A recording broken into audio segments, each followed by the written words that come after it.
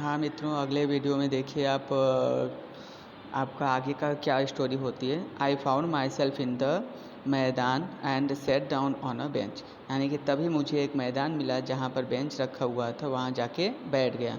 The night was chilly. यानी कि वो रात कैसा था, बिल्कुल एकदम शांत था और मतलब कि तीखी जैसा लग रहा था मुझे। इट वॉज अर्ली नवंबर, और नवंबर के सुबह का समय था। The end a light drizzle added to my discomfort. Soon it was raining quite heavily, और मतलब कि लाइट जो था वो बार बार उसकी आंखों पर चमक डाल रहा था और जल्दी ही बारिश शुरू हो गई तेज। फिर my shirt and pyjamas stuck to my skin. यहाँ तक कि मेरा शर्ट पैजामा से लेकर के चेहरे पे बूंदें गिरने लगी और सब कुछ भीग गया। And I cold winds below the rain across my face. और मैं जो है वो कहाँ पर, हवा तेज़ ठंडी हवाओं के बीच में अक्रॉस माई फेस, अपने चेहरे से जो है वो ठंडी से यानी कि हमारे चेहरे पर तेज़ी से पड़ने लगी। I went back to the bazaar and sat down in the shelter of the clock tower. मैं कहाँ गया, मैं सीधा वापस जो है बाज़ार में गया और जाकर के एक क्लॉक टावर था उसके नीचे जाकर बैठ गया। The clock shot midnight. Clock में जो है वो मध्य रात्रि का समय दर्शा रहा था। I felt for the note. मैंने थोड़ा महसूस किया, उस पर ध्यान दिया। दे where damp from the rain. और वहाँ से भी क्या हो रहा था, यानी कि रैन जो है, रैन उस पर भी पड़ रही थी। अनिल्स मनी। अनिल का पैसा। In the morning he would probably have given me 2 or 3 rupees to go to the cinema.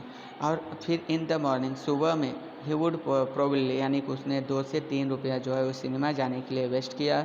But now I had it all. लेकिन अभी भी मेरे पास अब है। आई कूडंट कुक हिज मील।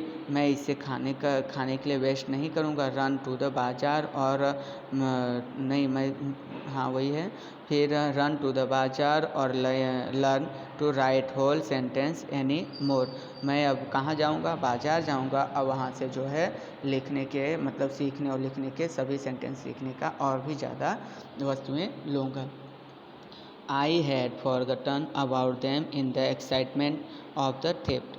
और मैंने मतलब कि ये सब एक्साइटमेंट के चलते जो है वो चोरी की सभी बातें भूल गया। Sentence, I knew could one day bring me more than a few hundred rupees। और मैं जानता था कि एक दिन जो है वो मैं 100 रुपये से भी ज़्यादा क्या कमा सकता हूँ, पैसे निकाल सकता हूँ। यानी उसके कहने का मतलब था कि एक दिन में भी 100 रुपये से ज़्यादा वो निकाल सकता है। फिर इसके बाद, it was a simple matter to steal. और हमारे लिए जो है चोरी करना एक सामान्य बात थी। And some time just as simple to be caught. और ये भी सामान्य था कि कभी न कभी तो मैं क्या कर जाऊँगा, पकड़ा जाऊँगा। But to be a really big man. लेकिन वास्तव में एक बड़े इंसान के लिए a clever to the respected man, यानी कि उसको चालाकी के साथ साथ लोगों का मदद भी या सम्मान भी करना चाहिए। Was something else. और जैसा कि मतलब कि उसने कुछ किया था। I should go back to Anil. मुझे अनिल के यहाँ वापस जाना चाहिए। I told myself if only to learn to read and write. और फिर एक बार खुद से उसे जो है उससे पढ़ना और लिखना सीखना चाहिए। I hurried back to the room feeling very nervous. और मैं जल्दी करके थोड़ा शर्मिंदगी महसूस करते हुए वहाँ वापस गया। For it is much easier to steal something that to return to फिर अंडर टेस्ट। और वो मतलब जब वापस आने लगा चोरी का अपना सामान लेकर, तो उसके मन में थोड़े बुरे बात आ रही थी कि हो सकता है कि ये सब जान करके वो मुझ पर विश्वास ना करे।